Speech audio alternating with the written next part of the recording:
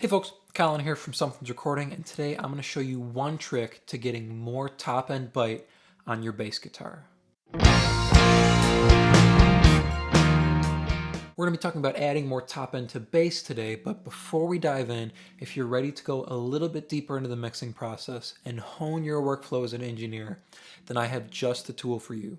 It is my 7-step mixing checklist. It's a simple PDF that will guide you through the entire mixing process, step by step, to help you get professional and radio-ready mixes without the hassle and without the guesswork.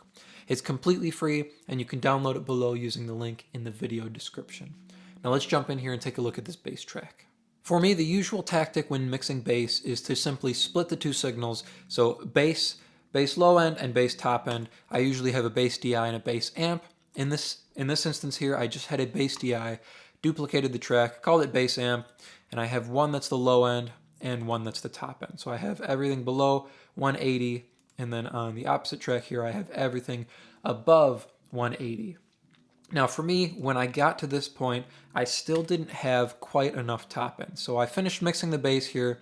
So I've got, my EQ, my compressor, and then I've got an EQ on top. I've boosted top end, I've boosted mid-range, top end here, and I even boosted top end on the bass amp track. It still wasn't quite enough. I didn't have enough top end there to boost to get the bass to cut through. So listen to where the bass is sitting at this point in the mix.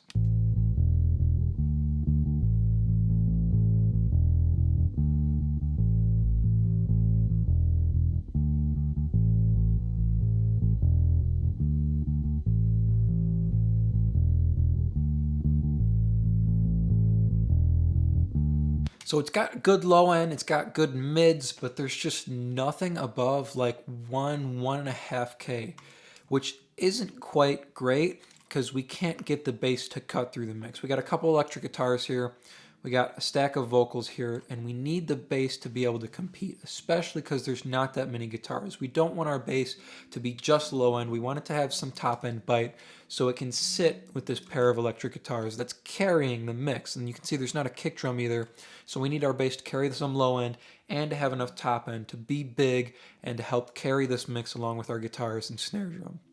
So what I wanted to do was I added a bass distortion track. Well, before we jump into that bass distortion track, let me show you something else I found.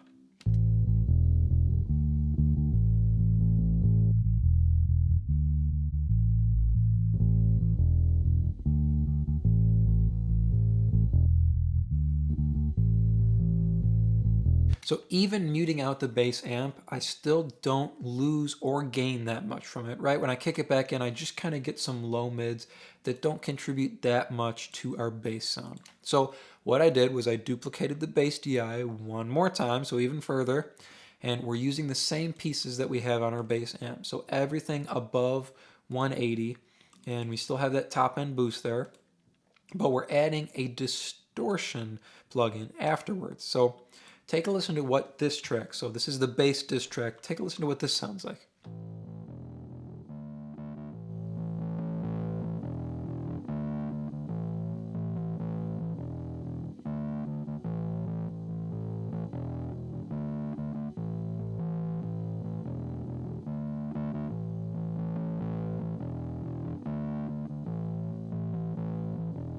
Now you can see we have some energy here above 2K. It kind of dips up towards the 5-6K area too, which is great. Now those boosts are actually being effective because we have something that we can boost. We have top end that comes from distorting the bass like this. So by distorting the bass, we compress everything down in this range, and then everything comes up together with these boosts. So now everything with this distortion plugin gives us some top end to bring up with our boosts. So let's play with this distortion plugin a little bit, and I want to show you what happens when we push this distortion.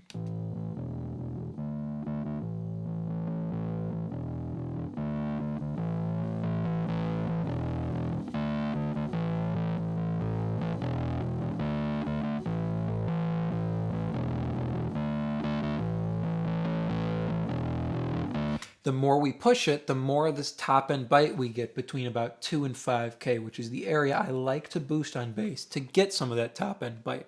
So there's the mid range that you want to pull out, which is kind of usually that kind of like mid range snarl that you like on bass. So it can be kind of clangy, but it usually adds a little bit of attack to your bass sound, which is usually somewhere around 6, 7, 8, 900. So I have a little boost there, which I have some of that there, but like I said, there wasn't anything above about 1.5K. So these boosts up here weren't doing that much before we got our distortion in. Now we put our distortion in and we have that bite there, that top end bite between our about 2 and 5K that these boosts are going to bring out in our bass track.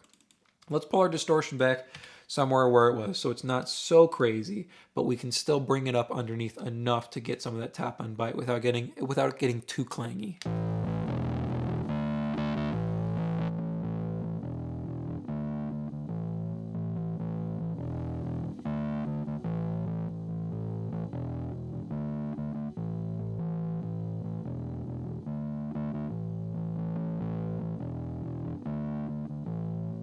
So that's enough for me there that we preserve the mid-range that we get, right? The nice mid-range area between about 500 and 1K, but we get more of this top end bite that we need to make our bass cut through and be a force in this track. So now let's go out of solo here and let's pull this up underneath here till we get the bass energy that we want, or the top end energy that we want from our bass.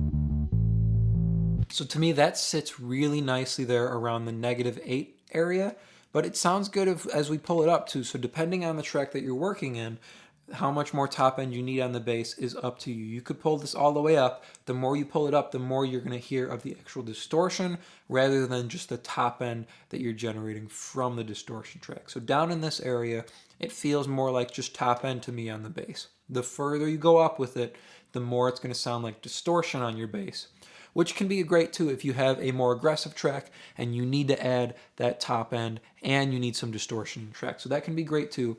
So just bring it into taste. So ease it up till it fits in with your bass and fits in with your track. So one more time here, we'll do a mute, so before and after on just this bass distortion track. Listen to how our bass top end comes to life, and it's going to sit so much better with our two guitars here inside this mix. So it's really going to help carry this song with some top end in it. So it's not just a little bit, dull is kind of the word I'm looking for here. It's not so dull of a sound, just kind of low end and low mid, right? It has some top end to it. It has some character to it to cut through this mix.